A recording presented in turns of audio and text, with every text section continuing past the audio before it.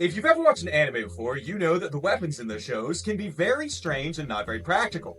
If you haven't, you're seeing some on screen right now, so it doesn't exactly matter. If you're anything like me, though, you may have seen those weapons and wondered how much do they cost, and how much would it cost to have someone make them for you. I've been making knives for 9 years, so I'm going to use the skills that I've learned in making those custom requests to gauge how much these weapons might cost.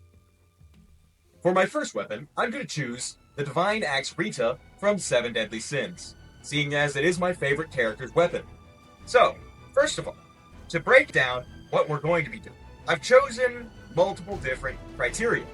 A, it has to be realistic. So, it has to be metals that real blacksmiths and bladesmiths would use. It has to be more realistic adaptations of fake materials. So, for instance, the yellow on Escanor's axe, seeing as he is the Sin of Pride, would most likely be some sort of gold instead of paint. So, I'm going to be basing my choices off of that guess, as well as the axe has to be made out of some sort of steel, even though it could be something harder than that in the anime, I don't know. I'm going to assume that it's a real-world material. Now, let's see how much it would cost to make this axe. Alrighty, the first step of determining how much it would cost to make Rita is determining how tall it is. So, based on my sophisticated techniques, and definitely not just looking it up, Escanor is around 10 foot 8 in his pride form. And if that's true, I can use a picture with Rita for scale to determine roughly how tall Rita is. And based on my work here on the screen, Rita's roughly 6 foot 6. And if you notice I did anything wrong, don't leave a comment. I don't want to know. Just pretend like I did everything right for the sake of this video, and we can just kind of ignore that. Cool? Cool. Alrighty, so now, how much materials would it cost after determining how big it is? So, it's best to find the area for it, though I don't really feel like making a mock-up and determining the exact area or volume.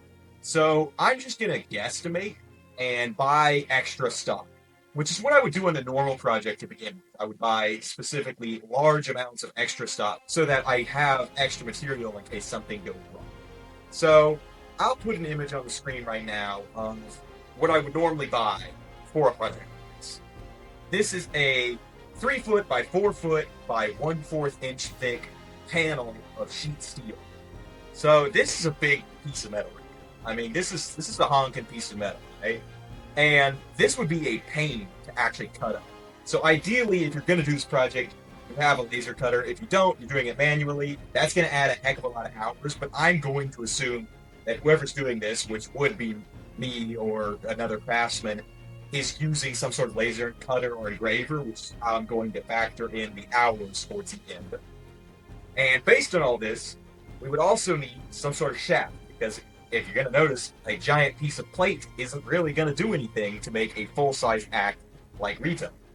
So, for that shaft, I'm going to use this website here. This website shows that it would cost roughly $101.10 for a suitable piece of rod stock, which I chose as 1 inch around. Okay, so now what we're going to have to do is find out how much time this is going to take. Now, this is a pretty big project, so this is going to take a considerable amount of time to work out. Like, it's not going to be an easy project to make. And then, of course, obviously, there's still materials I haven't gone over. For instance, like I mentioned before, I'm assuming that since it's Escanor's axe, it's not yellow paint, it's gold. And, of course, how do you put gold on something like that? So, like right here, what we're going to do real quick is I'm going to explain the process of how to make and apply gold foil. But if you want a more in-depth process of how to do this, I'd recommend watching a different YouTube video real quick after this. I'm not really going to go into super far depth because, again, I'd like to keep this video under 10 minutes if possible. So, short explanation, basically gold foil is a microscopically thin layer of gold that is in a foil-like state, so it is a foil. And you take that foil, you put an adhesive on a surface, it could be wood, it could be stone, pretty much anything realistically. And you take that adhesive, and then you put that gold on that adhesive, and it sticks, and now you've got a layer of gold. Brush off the excess, you're good to go. And then, of course, there's the opposite process, which is gold plating, and that's when you take and attach two electrodes, and the electricity running through that, and the electricity running through the solution as well. And it's going to take microscopic gold particles with it, attach it to that surface, and actually bond it with that surface. Which is why in my example here, I'm actually going to be using that method and pricing it out for that method.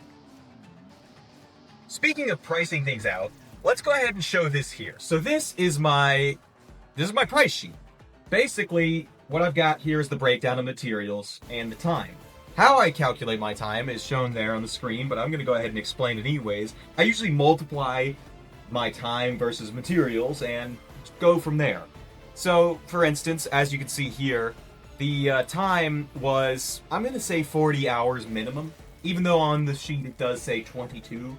I actually probably underpitched it. So I'm going to go ahead and say that the time was actually around 40 hours minimum. So now to wrap it up, we're going to go ahead and take all of these things, now that we have the prices for the gold and the steel, and I've kind of explained the process to an extent before this. We're going to go ahead and take those prices and push them all together. So the total cost for this project of raw materials alone is going to be $4,186.65. That's a very expensive project right there. In fact, I doubt I will ever have a project that will cost me that much money to make. Of course, I actually have made Divine Axe Rita before, so I'll actually put a picture up on the screen right now. There's the axe that I made, and then of course other YouTubers have also made it before. For instance, Man at Arms Forge, they actually made a really impressive, realistic, functional version of it. Yeah, you should go check that out. It's great. And so it is realistic to make this, though not many people are going to make it the way I have described it here. So they're not going to use gold. They are going to use steel, good steels, but they're not going to go all out and do the craziness. So let's look at the cost.